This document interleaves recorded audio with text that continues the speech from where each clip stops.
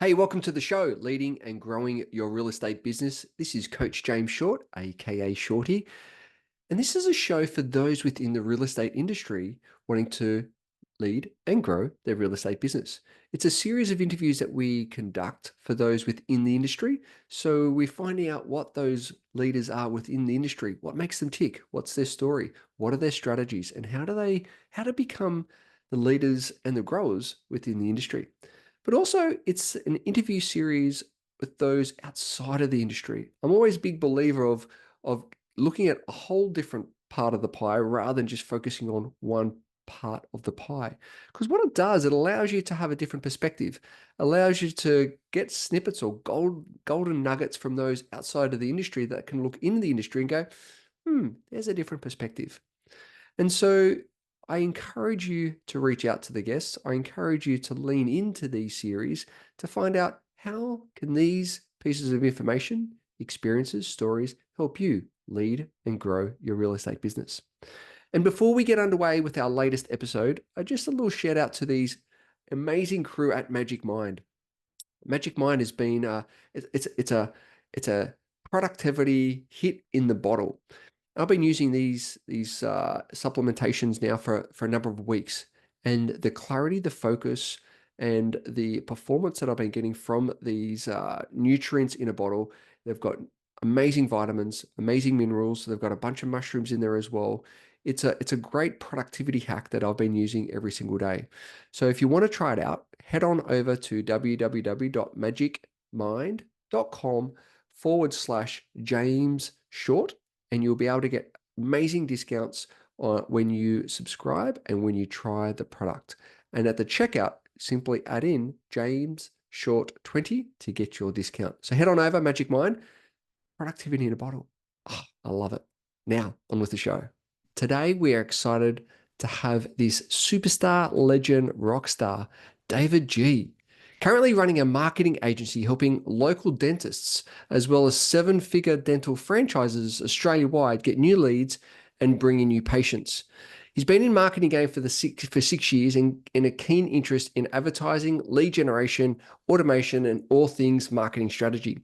Started off from not knowing what to do in life to now having a business with a team of 10 and pursuing a path towards helping dentists make the world a better place, one smile at a time. And I love to have bringing in guests outside of the industry, because what can happen, there are pearls of wisdom, there are gold nuggets that we can use from outside industry, like the dentist industry, but the same principles, i.e. in marketing, lead generation, that we might want to think a little bit differently. So it's an honor and a privilege to have David on the show today. Mate, welcome. Thank you for joining us. No, thank you. Thank you for having me, James. It's a real pleasure to be here. So what sparked marketing? Like, take us back to when you first started. What was that crossroad? What was that decision to go down the marketing pathway? Yeah. So marketing, to me, is a vehicle. It's a tool to achieve anything whatever you want. That's not marketing, really. So a long time ago, I had many careers. I actually worked in real estate at one stage as well, briefly. I failed at it. I did That's hospitality, all right. sales. Yep. I've done it all. Okay. And then I ended up one day, I think, just not knowing what I wanted to do in life until I saw an ad. Hey, you can be your own boss and live your own lifestyle. And then that propelled me on a journey. It's like, oh, okay, how do I do that? Hey, just do marketing, help other people grow their business. And oh, okay, great. And then one thing led to another. I quit my job. Well, I started to learn. Eventually, I quit my job and just become a freelancer, and then eventually run my own shop. Yeah. Fantastic. And why dentists? How did that journey come about? Honestly, I joined a company, and they were just working with dentists. And so in joining this company, eventually I became a partner, and so it just stuck. And then now I have, I guess, a lot of connections. It's a lot of leverage in the industry, and so I just stuck with it because it seems to be something that I'd be doing. It seems to be working well, and I think it's a niche. The most importantly, you have to think of it as a niche. And I think it's important for, I guess, anyone listening to this as well to pick something that you want to niche down in. Usually that will give you more results. Yes, if you focus, that's the key. That's so true. Because I was talking to, it's really interesting you say that. I was talking to an agent who was a mate of mine the other weekend, and he's been having a really good run in high end properties, and the perception out in the market is that's the only types of properties that he deals with, right? Mm. So hence the niche. He still sells other properties like 500,000 to $1 million, but he's been getting properties at 10 million plus. And so the perception out there, the niche out there, that people see him, oh, you don't sell the $1 or $2 million property, you sell the 10 or plus Yeah. based on his track record.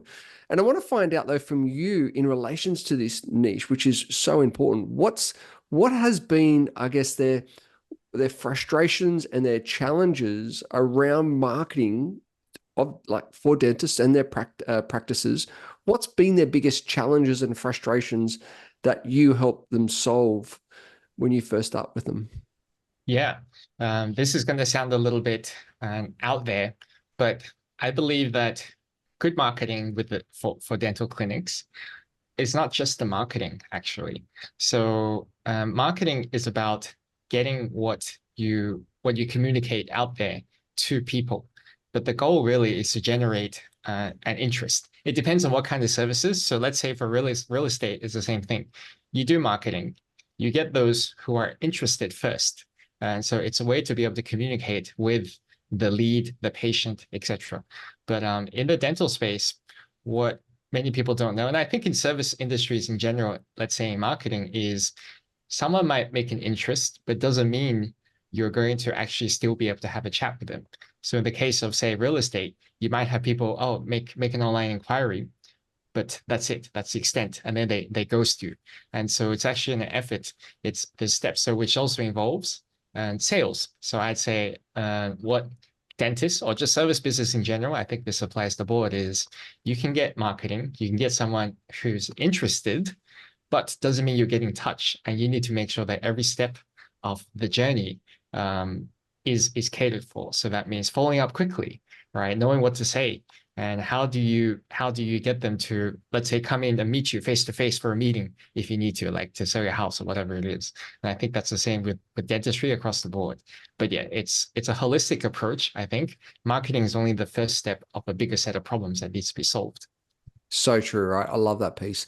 What have you noticed though, has some of the changes, I guess, over the last 5 or 6 years that you've noticed within the industry, and how is that having an impact? Yeah, I would say AI is Mm. is a big change, big development. In the marketing space, it's all about creating assets. And more I'm seeing or writing copy. So advertising is what we do in more particular, but more and more you could see that things are made faster and quicker with a higher quality using AI. Yeah. But the contrary is also true, which is the less the more volume, there's more noise, but also you can tell when something's made by AI. So it's very polarizing, but I can see I think AI is a big change recently. Yeah. And where do you see that in the future? Like, I mean, obviously that we don't know how far or the extent, but where do you see it even over the next 12 months, AI and the impact of marketing? Yeah. AI is God, if I honestly, I have no idea. The growth it's growing faster and faster, but at an exponential rate. So it's crazy to think, what will happen. Like ChatGPT was maybe a year or something ago or something, but now it's GPT-3, GPT-4, and then 5 is about to come out.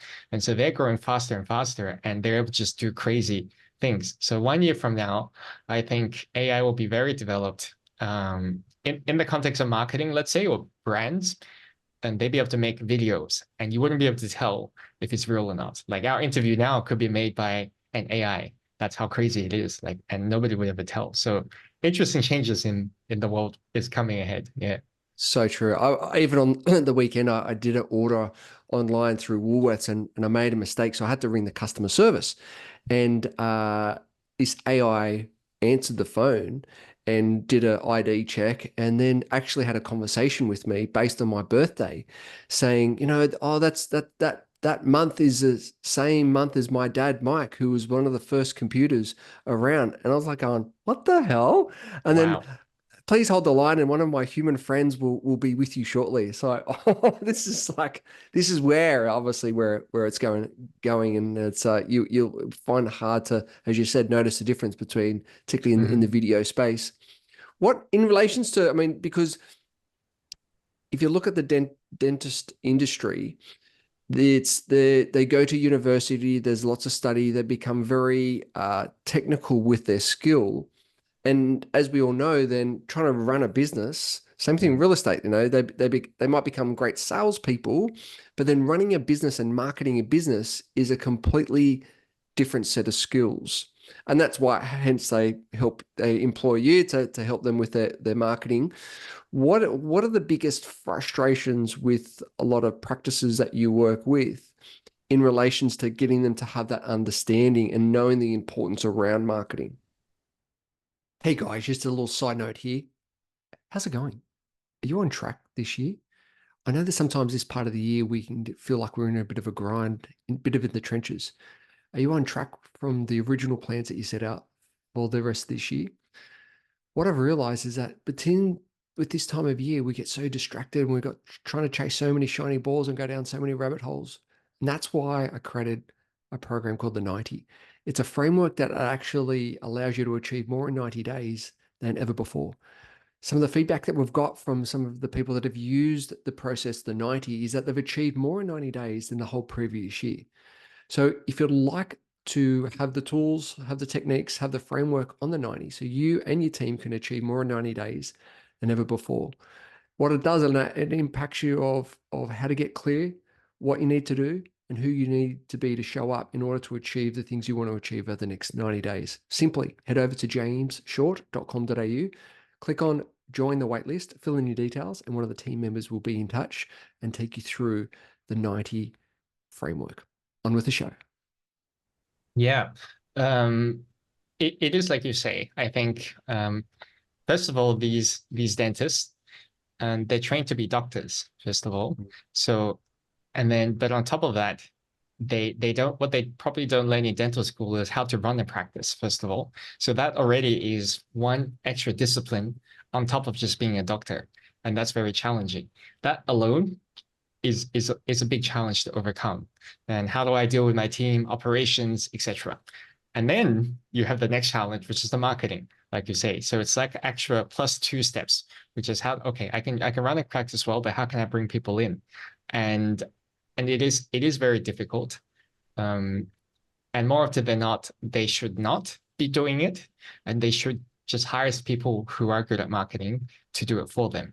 I think what most dentists don't realize is the amount of it takes a tremendous, not just dentists, I think just anyone who runs a business, who run marketing in general, or looking for leads, is that it takes a tremendous amount of work and effort behind getting someone to make an inquiry with you.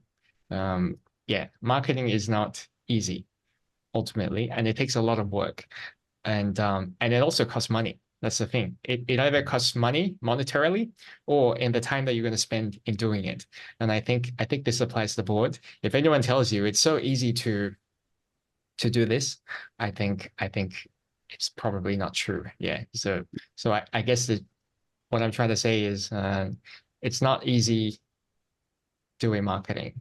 Yep. And you should get people who've been doing it for years to help you and take a shortcut rather than trying to figure out yourself. Then also, if you pay peanuts, you won't get much, yeah, as well. So there we go again.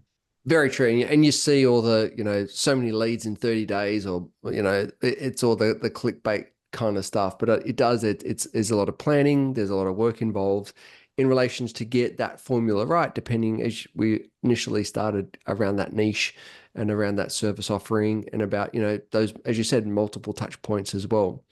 Um, where's your business going? Where would you like to take the business, and what do you see over the next little while?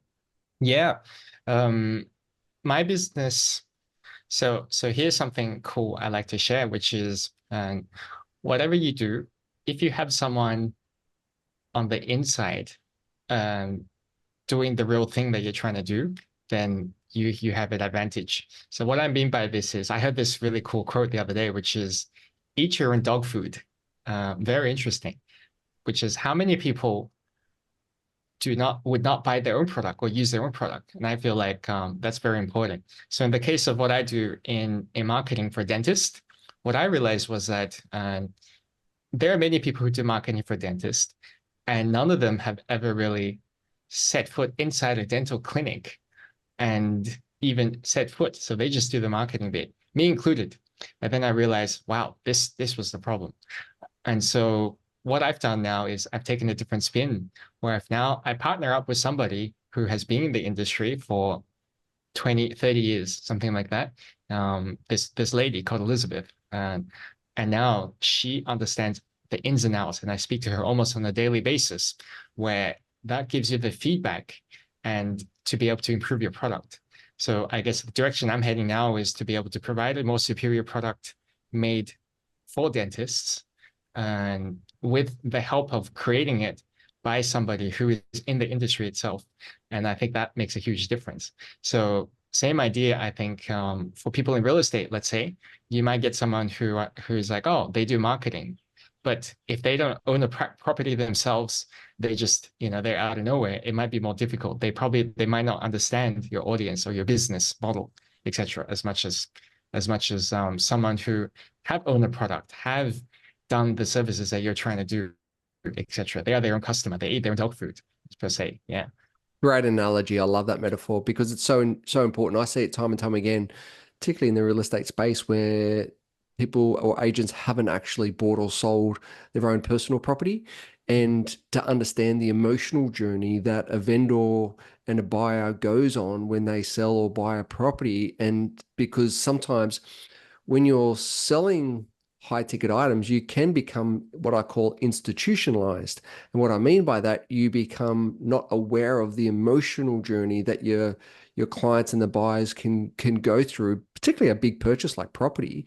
And also going to the dentist, that can also Yeah. be an emotional journey for people because the perception is, oh, it's going to hurt, it's scary. So understanding the client journey, I think, is so important. That's why I think what you've just mentioned is so important and so true. So good for you. Well done. That's great.